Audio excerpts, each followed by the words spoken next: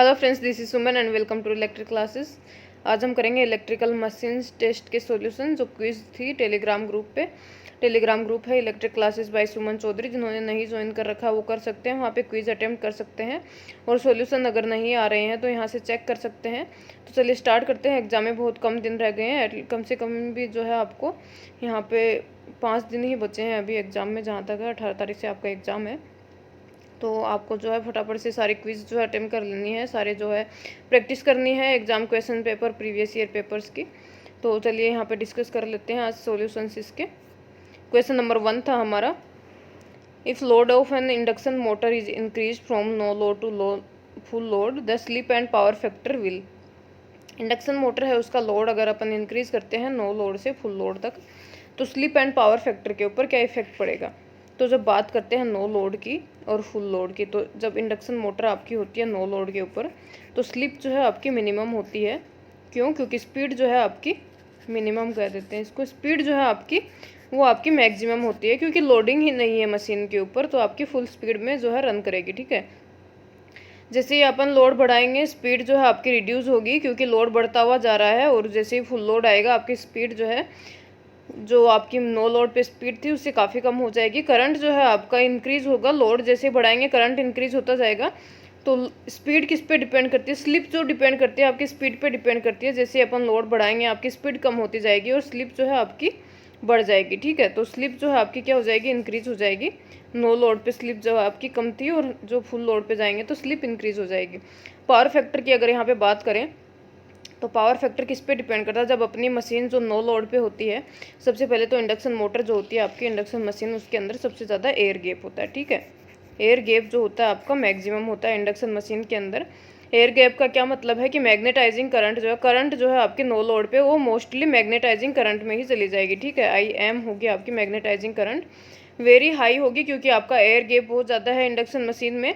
तो no load पे तो सारी करंट जो है आपकी एज ए मैग्नेटाइजिंग करंट हो जाएगी एयर गैप के लिए। ठीक है, जैसे ही अपन लोड इंक्रीज करेंगे, लोड इंक्रीज करते तो करंट आपकी बढ़ती जाती है, तो जैसे ही करंट बढ़ती जाएगी आपकी, तो आपका मैग्नेटाइजिंग करंट का जो पार्ट है वो तो रिड्यूस होता जाएगा। और उसके अलावा जो आपकी करंट जो है वो एक्टिव पावर को कंपनसेट करने लगेगी, एक्टिव पावर जो है आपकी बढ़ने लग जाएगी।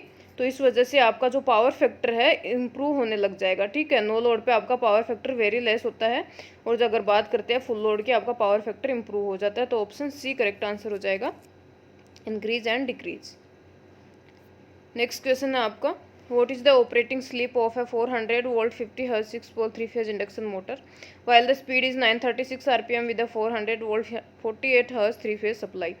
आपकी इंडक्शन मोटर है, उसकी जो है आपका सप्लाई कितना पूछ रहे हैं? 400 volt 50 hertz 6 pole 3 phase induction motor है। ठीक है, लेकिन ऑपरेट कर रही है आपके 48 हर्ट्ज पे 400 वोल्ट सप्लाई के साथ।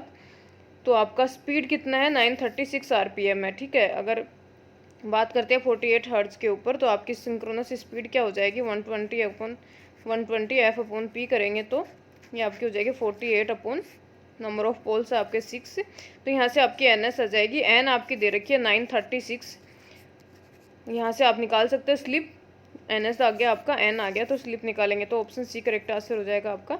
कई बार ये कन्फ्यूजन हो जाता है कि 50 हर्ट्ज फ्रीक्वेंसी पे दे रखा है, तो आपका जो इंडक्शन मोटर है वो डिज़ाइन की गई है 50 हर्ट्ज फ्रीक्वेंसी के लिए, लेकिन ऑपरेट कर रही है 48 हर्ट्ज पे, और आपकी स्पीड जो है नॉन सिंक्रोनस स्पीड वो भी 48 हर्ट्ज की दी हुई है। इसलिए आप सिंक्रोनस स्पीड भी उसी पे निकालेंगे, और उसी पे अपन को स्लिप निकालनी है कि कितनी स्लिप पे ऑपरेट कर रही है। नेक्स्ट क्वेश्चन है आपका, in the equivalent circuit of a double cage induction motor the two rotor cages can be considered।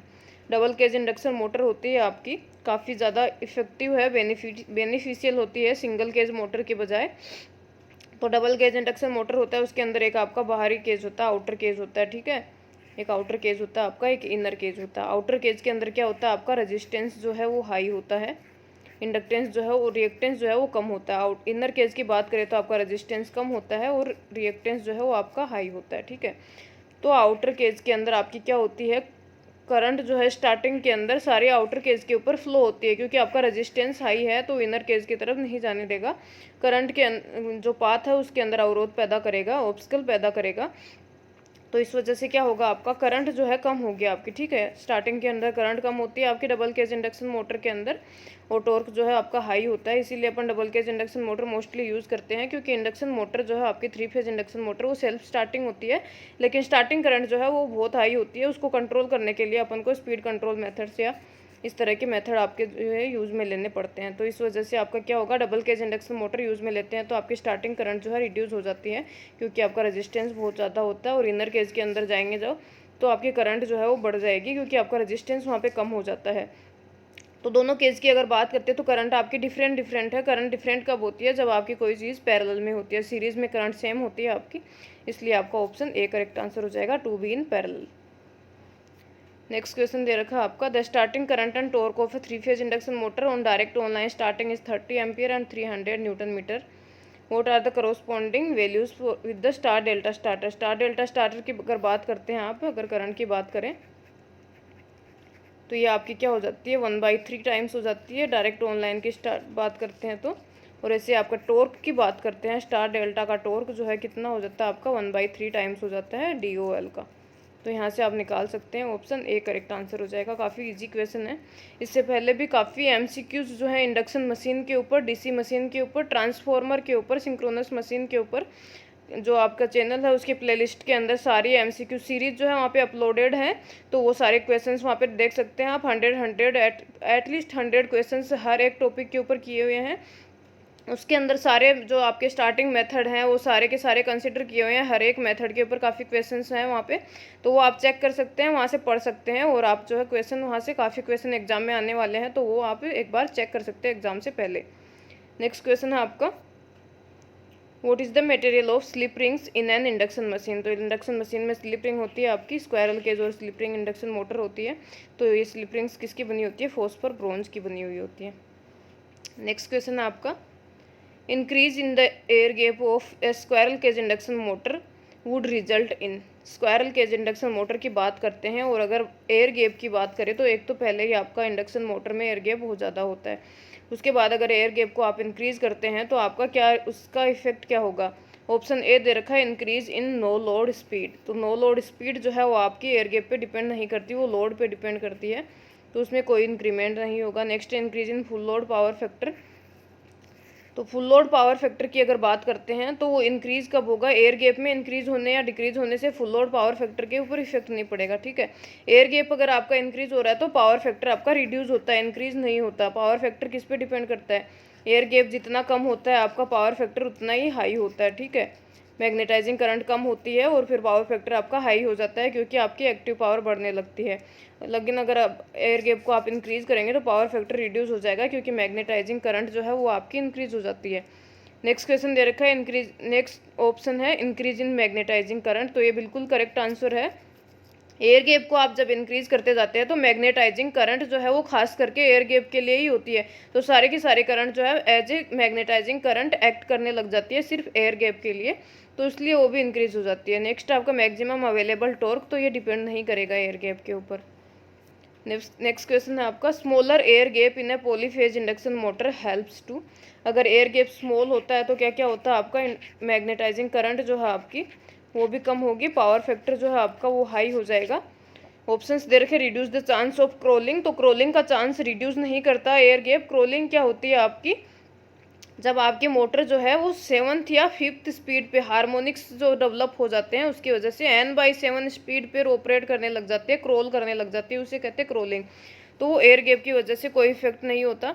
Next आपका इंक्रीज इन स्टार्टिंग टॉर्क। तो स्टार्टिंग टॉर्क में कोई इंक्रीमेंट नहीं आएगा एयर गैप कम होने से।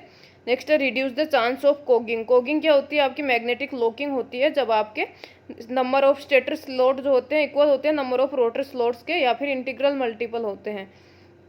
नेक्स्ट है आपका रिड्यूस द मैग्नेटाइजिंग करंट। तो ये बिल्कुल करेक्ट आंसर आपका, एयर गैप जब कम होगा आपका तो मैग्नेटाइजिंग करंट ऑटोमेटिकली रिड्यूस हो जाएगी।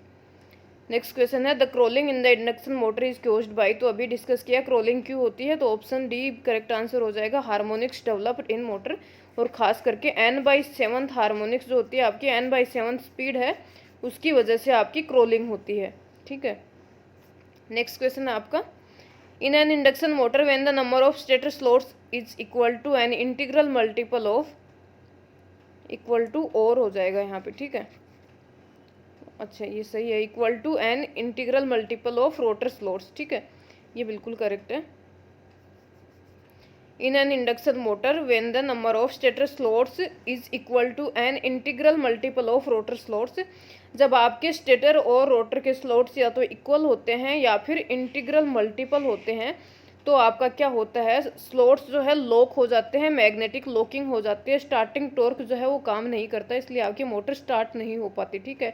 उसको अपन कोगिंग बोलते हैं, मैग्नेटिक लॉकिंग बोलते हैं, और उस वजह से आपकी मशीन जो है स्टार्ट नहीं हो पाती है, मशीन में फेल टू स्टार्ट।